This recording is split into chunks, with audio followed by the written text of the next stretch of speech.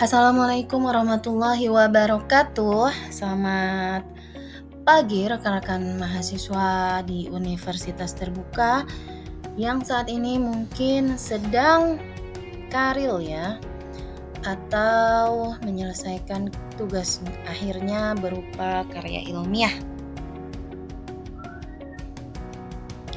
Apakah di antara teman-teman ada yang sedang mengerjakan karil? Komen ya di bawah. Gimana? Panik nggak? Deg-degan nggak? Atau ngerasa mumet, bingung, atau mungkin biasa aja, udah biasa gitu. Silakan komen ya di kolom komentarnya, penasaran nih, pengen tahu. Barangkali ada yang bisa memberikan komentarnya gitu buat mewarnai channel saya ini. Oke ya, pada kesempatan kali ini, alhamdulillah saya mencoba sharing tentang apa saja hal-hal yang harus teman-teman atau rekan-rekan ketahui nih. Info-info yang terbaru yang ada pada Karil UT tahun 2024 ya. Tepatnya ini bulan April tahun 2024. Ini informasi ini saya dapatkan dari pengumuman di UT ya, tepatnya di bagian tutor ya, di bagian tutor Karil. Dan teman-teman di sini silahkan jika ada yang mau nantinya ditanyakan mengenai Karil, berkonsultasi dengan tutornya masing-masing ya. Adapun jika ingin tahu lebih banyak tentang Karil, misalnya hal-hal yang sifatnya umum ya, silahkan mengikuti channel saya ini ya. Insya Allah saya update tentang Karil ataupun pengetahuan artikel khususnya di bidang manajemen ya, di artikel-artikel manajemen. Jadi insya Allah saya nanti berusaha mengupas lebih banyak bagaimana sih artikel-artikel yang ada pada bidang manajemen. Jadi jangan lupa di subscribe ya semuanya. Oke, udah banyak basa-basinya, kita langsung ya. Oke, Karil UT dimulai tanggal 8 April 2024 lalu dan diperkirakan hingga 9 Juni 2024 berakhirnya. Kemudian rekan-rekan harus tahu bahwa aktivitas belajarnya sebanyak 14 kali, kemudian webinar sebanyak 4 kali, dan ada 4 tugas yang nantinya rekan-rekan temukan pada minggu-minggu tertentu. Ingat ya, jadi ada aktivitasnya 14, webinarnya 4, tugasnya juga 4. Kemudian memahami tugas tutorial dengan baik, memahami konsep materi dari OER atau Open Educational Research, kemudian membuka video pengantar. Nah, video pengantar ini jangan dicuekin ya guys. Video pengantarnya ini dibuka pada aktivitas kedua, keempat, keenam, ke-9, dan ke-12. Kenapa sih saya harus membuka video pengantar? Ya karena itu yang mengantarkan Ananda pada ketentuan tugasnya itu harus dikerjakan kayak gimana sih. Nah jadi wajib banget nih dibuka ya guys. Kemudian membuka message. Nah jangan sampai rekan-rekan merasa terlalu sibuk ya. Boleh-boleh aja kita punya kesibukan, tapi kalian kan udah ngambil nih Karil. Jadi dicek message-nya, barangkali kalian dapat tutor yang suka memotivasi ya. Jarang-jarang loh kita dapat motivasi gratis ya, kecuali dari pasangan kita lagi capek-capeknya hidup ya, kata generasi Z sekarang. Nah ini jadi aduh garing. Jadi intinya rekan-rekan nih jangan lupa ya, pokoknya membuka message-nya, cek terus dari pembimbing, terus dibalas atuh ya. Supaya apa sih? Supaya karil yang kalian kerjakan itu progresnya itu bagus.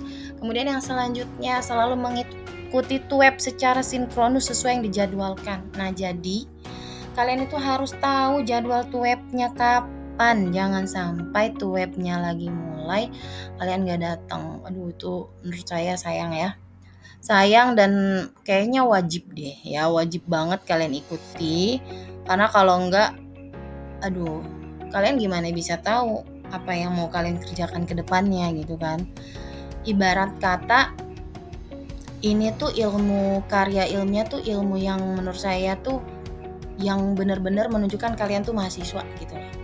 Kalau sekedar menjawab tugas diskusi atau e-learning itu bagi semua orang itu mungkin mudah ya.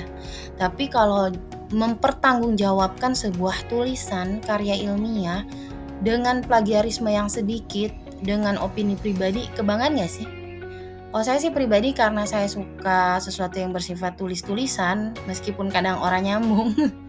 Saya kira menulis itu sesuatu yang menyenangkan ya. Jadi bagi teman-teman nih yang merasa oh ini saatnya nih gue jadi mahasiswa, sok ya all out di Karil ini ya. Kemudian yang selanjutnya adalah mengumpulkan tugas tepat waktu. Nah ini tepat waktu nih udah ya dari dulu ya. Yang namanya UT ini harus tepat waktu. Kemudian yang selanjutnya melihat umpan balik yang diberikan dosen saat menyelesaikan tugas harus berjenjang ya. Tugas 1 dulu dikerjain kata baru bisa maju ke tugas 2. Jadi jangan sampai kalian merasa bisa nih nanti ini tugas 3 aja atau tugas 4 aja langsung enggak ya.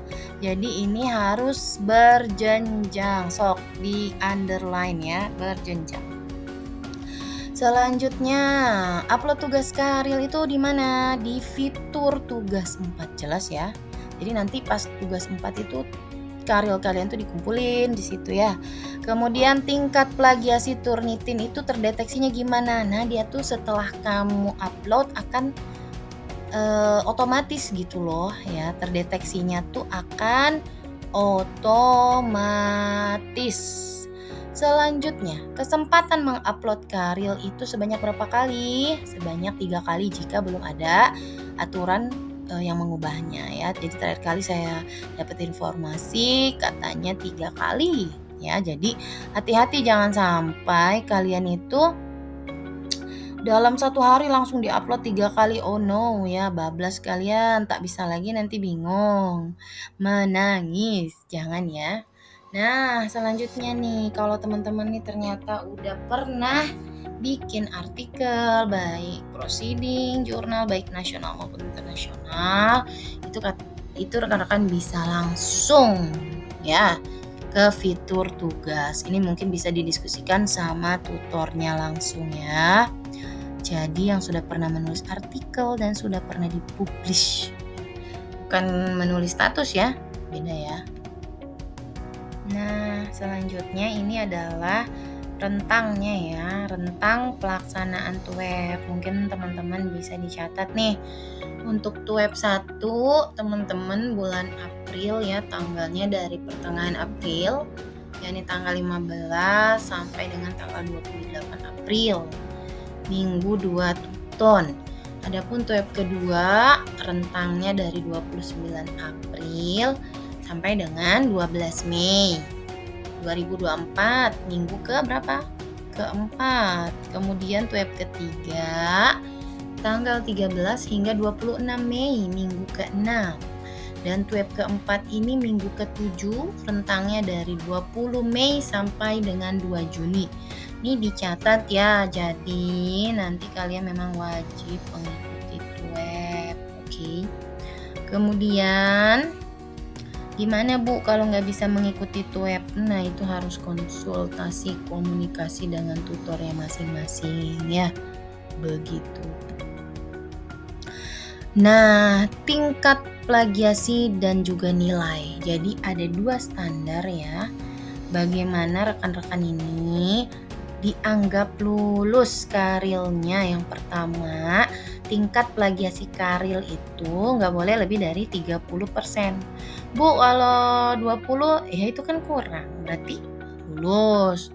Bu, kalau Karil saya Bu nilainya lebih dari 75, misalnya 95 misal ya. Tapi plagiasi saya ternyata 50, itu gimana? Iya nggak lulus dong, kan harus dua-duanya, ya nggak? Atau misalnya dia plagiasinya bagus banget nih cuma 10%. Tapi nilai Karilnya itu ternyata 73, ya nggak lulus juga ya. Jadi artinya apa? Nah, rekan-rekan itu karirnya tidak boleh plagiasi. Nah, untuk memastikan plagiasi kamu itu benar-benar all out di bawah 30, kamu udah kerjain sendiri dong, ya nggak? Kamu kerjain sendiri.